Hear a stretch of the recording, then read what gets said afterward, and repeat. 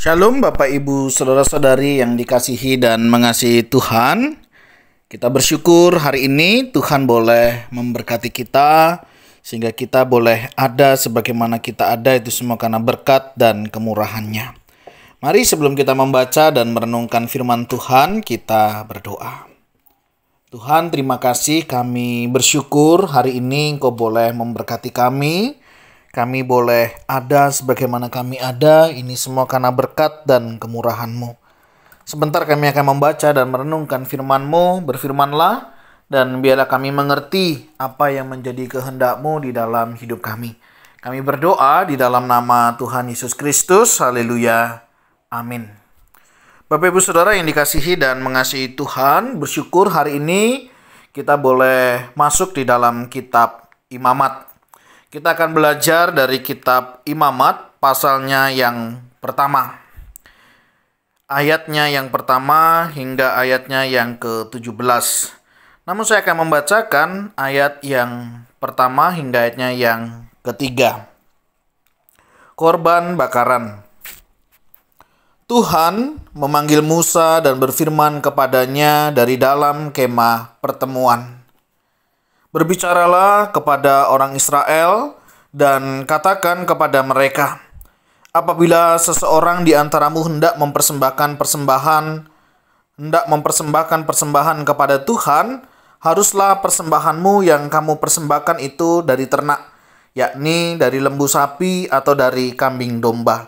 Jikalau persembahannya merupakan korban bakaran dari lembu, haruslah ia mempersembahkan seekor jantan yang tidak bercelah. Ia harus membawanya ke pintu kemah pertemuan supaya Tuhan berkenan akan dia. Amin. Demikianlah firman Tuhan. Mari kita merenungkannya. Bapak Ibu Saudara yang dikasihi dan mengasihi Tuhan, kita bersyukur hari ini kita boleh diberi kesempatan untuk kita boleh datang kepada Tuhan. Nah, Bapak Ibu Saudara, dalam kesempatan hari ini kita belajar satu kebenaran firman Tuhan yang berbicara tentang korban bakaran. Berbicara mengenai korban bakaran, tentu kita sebagai umat Kristen belajar ya dari sejarah. Memang hari ini kita tidak memberikan persembahan korban bakaran begitu ya. Karena Yesus sudah mempersembahkan dirinya mati di atas kayu salib untuk menebus setiap kita. Tetapi di dalam kehidupan kita, sebagai ungkapan syukur kita, sebagai rasa sukacita kita atas berkat-berkat Tuhan, kita juga rindu memberikan persembahan kepada Tuhan ya, sebagai ungkapan syukur kita.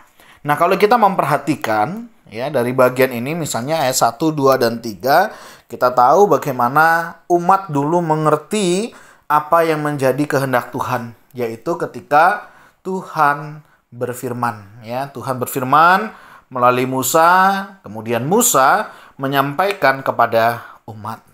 Berbeda dengan zaman kita hari ini. Kalau kita mau tahu apa yang menjadi kehendak Tuhan, kita bisa belajar dengan membaca, merenungkan firman Tuhan ya. Jadi Bapak Ibu Saudara, kalau mau tahu ya apa yang menjadi kehendak dan rencana Tuhan dalam hidup kita, baca dan renungkan firman Tuhan.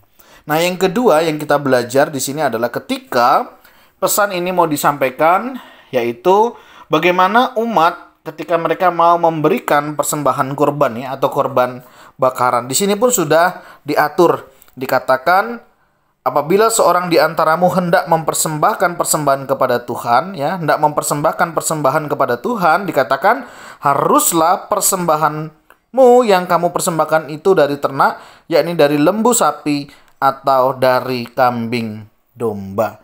Jadi ketika kita memberikan persembahan sudah ada ketentuannya Bapak Ibu Saudara ya. Untuk menjadi korban bakaran dikatakan yaitu dari ternak, yaitu dari lembu sapi atau dari kambing domba. Jadi persembahan itu sudah diatur oleh Tuhan. Begitu, sehingga setiap kita yang mau memberikan persembahan sudah ada ketentuannya. Nah, berbicara tentang ketentuan, yaitu dari hewan kurban, apa yang harus dilakukan? Jikalau persembahannya merupakan korban bakaran dari lembu, haruslah ia mempersembahkan seekor jantan yang tidak bercelah. Ia harus membawanya ke pintu kemah pertemuan supaya Tuhan berkenan akan dia. Nah, secara prinsip setiap orang pada dasarnya tahu ya berterima kasih begitu ya. Ya, sebagai respon ungkapan syukur mereka akan melakukan hal yang demikian. Nah, apa prinsip dalam memberikan persembahan di sini? Yang saya lihat di sini adalah bagaimana memberikan persembahan yang tidak bercelah. Artinya apa? Yang tidak cacat, ya, yang tidak bernoda.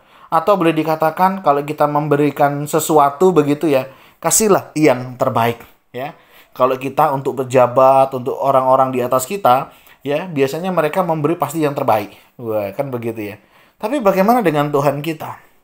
Apakah kita juga memberi yang terbaik kepada Tuhan kita?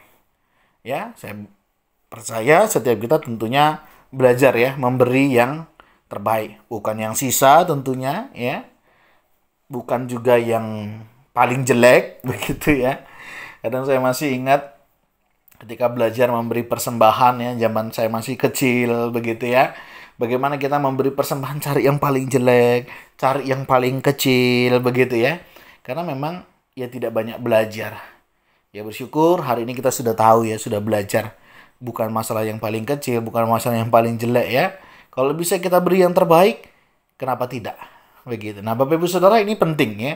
Ketika kita memberi persembahan, yuk kita belajar memberi yang terbaik. Yang apa ada pada kita. Ya, kita aja untuk orang lain ya, misalnya pejabat atau misalnya orang yang sangat kita kagumi, kita bisa memberikan bahkan yang mungkin untuk kita saja tidak, tapi untuk mereka kita bisa merelakannya. Nah, kenapa tidak dengan Tuhan? Dengan Tuhan ya, bukankah Tuhan yang senantiasa memberkati, memelihara hidup kita?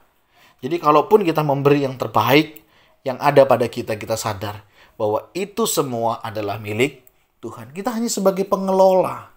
Ya, kita sebagai pengelola, mari kita kelola dengan baik. Apa yang menjadi bagian Tuhan, ya kita kembalikan kepada Tuhan. Apa yang menjadi milik Tuhan, ya kita serahkan. Ya, hari ini kita belajar prinsip yang pertama untuk kita mengerti kehendak Tuhan, kita bisa baca dan merenungkan firman Tuhan. Yang kedua, berbicara tentang persembahan, mari kita belajar memberikan persembahan yang terbaik, yang tidak bercelah ya. Dan mari kita senantiasa rindu memberikan yang terbaik untuk segala hormat kemuliaan bagi nama Tuhan saja. Bapak Ibu Saudara, mari kita satukan hati, kita berdoa. Tuhan, terima kasih. Hari ini kami diingatkan bagaimana umat pada saat itu untuk mengerti kehendak-Mu, untuk mengerti firman-Mu, mereka harus menunggu dan menanti. Tapi hari ini kami diberikan keleluasaan untuk kami boleh membaca, merenungkan firman Tuhan, dan kami boleh mengerti apa yang menjadi kehendak-Mu dengan jauh lebih cepat. Tuhan, terima kasih. Kami juga hari ini belajar tentang bagaimana kami memberikan persembahan. Ajar kami memberi persembahan yang terbaik, yang tidak bercelah, tapi persembahan yang sungguh-sungguh boleh menyenangkan hati Tuhan. Tuhan, kami serahkan seluruh hidup kami, karena hidup kami ini pun adalah milik-Mu. Terima kasih ya Tuhan untuk kasih setia-Mu. Terima kasih ya Tuhan untuk kemurahan-Mu. Terima kasih ya Tuhan untuk belas kasihan-Mu. Kami bersyukur untuk kasih setia-Mu dan kami mau serahkan kehidupan kami selanjutnya. Tuhan tolong kami untuk kami terus mempersembahkan seluruh hidup kami hanya untuk kemuliaan bagi nama-Mu. Pakailah hidup kami ya Tuhan menjadi alat kemuliaan-Mu.